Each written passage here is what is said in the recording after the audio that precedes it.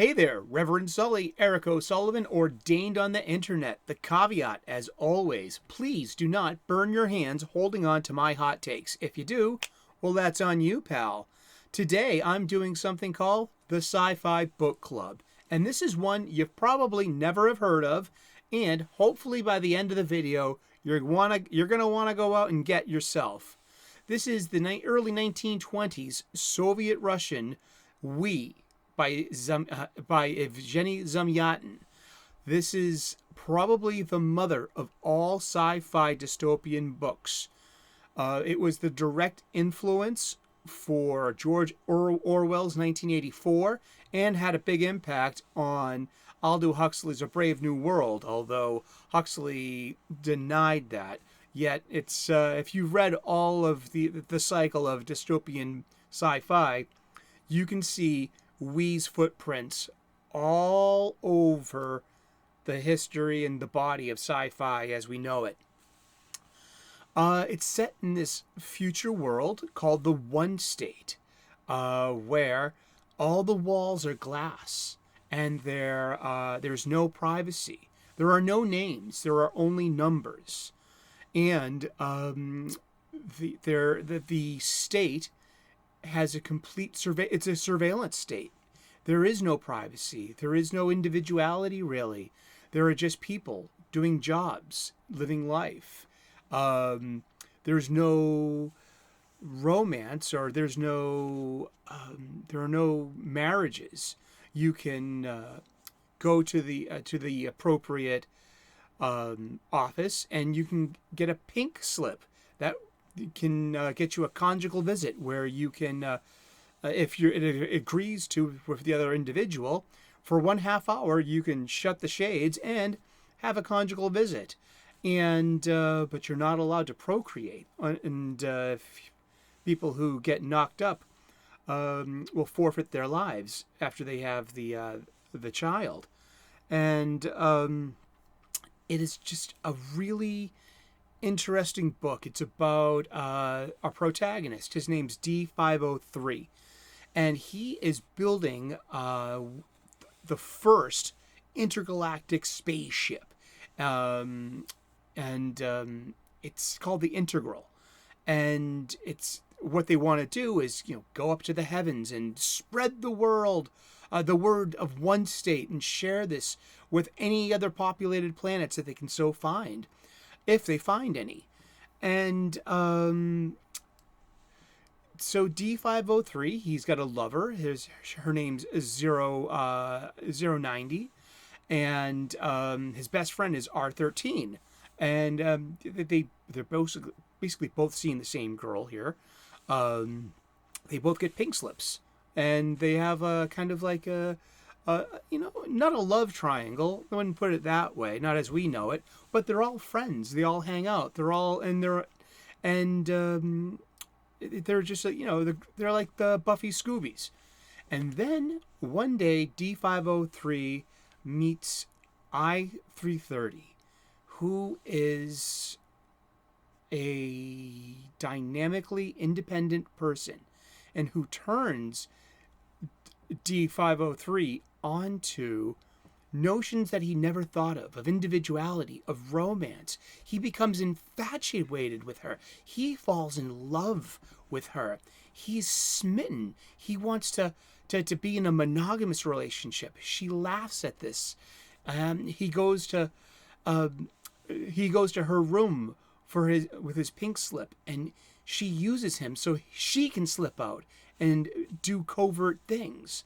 What she's into is she's into undermining the system, and this simultaneously revolts him and intrigues him at the same time. And so I330 is basically part of a resistance that wants to overthrow the One State and the mysterious benefactor, this tyrant, this benevolent tyrant. And by the end of the book, there are such reversals for all of our protagonists. 090 becomes pregnant, and she wants to keep D503's baby. She's in love with him, and she will forfeit his life. And he feels so compelled with this awakening of his soul. He finally feels his soul, that he convinces I-330 to use her connections to smuggle 090 beyond the Green Wall. The Green Wall separates one state from the outside world, which is inhabited by savages, and it's overgrown. It's not the pristine city urban environment with listening devices and viewing devices, and then by the end of the book, a new solution has come about for all of these examples of independent thought coming up, and it's their own version of the jab. To put it quite bluntly, it's enforced through mobs, and it's a lobotomy where it's a forced lobotomy, and it makes people compliant, and by the end of it, D503 has been forced to have his lobotomy and to be compliant through a jab. Seriously, I mean, I'm not making that up. Where he witnesses I-330's execution. This woman that he loved, now he has no feelings whatsoever about anything. He's completely blissful. He is now back into the folds of one state, and it's so scary because it has so many things that could come true. Just the surveillance state, this lack of individuality, with trying to use blanket terms to define us all, to strip us of our individuality, and then a forced immunization, and it's really thought-provoking. And I'm not saying one thing or another about the vax or anything. I'm not anti-vax. I'm not anti-mask.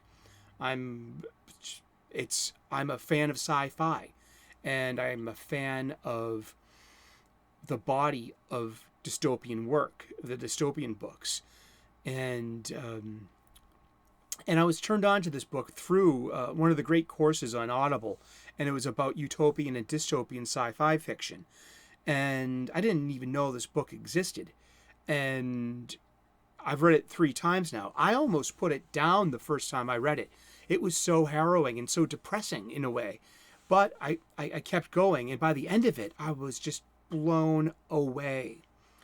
And there was another book, too, that came out shortly after this. Was the German sci-fi book Metropolis, that you might know from the silent movie. It was written by Thea von Harbou, who is a prototypical first-wave feminist. In the days of suffrage. Remember, suffrage only came about in the early 20th century, between the 1915, 1918, 1920. So the women's right to vote was new at this time, and it's so.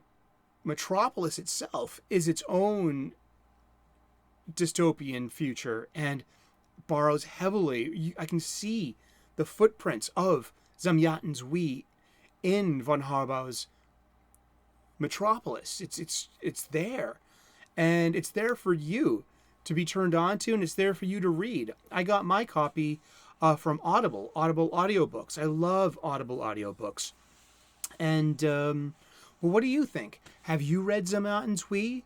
Do you see the parallels between the one state, the surveillance state, and what our culture seems to be becoming? Something. If you're aware of the Chinese social credit, and over here in the West with having our papers and losing our freedoms for some greater protection. And Well, this is all I got to say on this subject. I don't want to. I'm like I say, I'm a sci-fi fan, and I'm talking about a sci-fi book you may not have read and that you might not even know exists. So please go check out We by Evgeny Zamyatin. It was written in 1921 to 1924. It was only published in Russia in the Soviet Union in 1988. I mean, it didn't see the light of day until the late 20th century there, where it was written. It is very Soviet in flavor, and it's just something to check out. It is literally the great-granddaddy of dystopian sci-fi. And that's all I got for today. So if you like this kind of content and you want to hear more of my sci-fi book recommendations, my sci-fi book club, well, give me a thumbs up. If you didn't like this, well, give me a thumbs down. I'm a big lad. I can handle it. Leave a comment in the comments section. We can continue this conversation. And please, give me a subscribe. I just hit over 100 subscribers, and I'm looking to have even more and to turn you on to some pop culture positivity. I go on in the occasional rant. That's only being balanced, yin and yang. Speaking of that, I'm an amateur theologian. I'm an ordained minister. I do things about spirituality, and I also have the Sunday sermon. I'm also a professional chef. I want to turn you on to some home cooking hacks of a restaurant quality that's going to impress your loved ones, your friends, and your family with nutritious, delicious, and beautiful food. Come with me, subscribe to Reverend Sully's station. I want to, turn you on to some delicious and mentally nutritious stuff. So yeah, Zamyatin's We. Check it out. I did, and I'm going to read it again. And I'm going to read it again.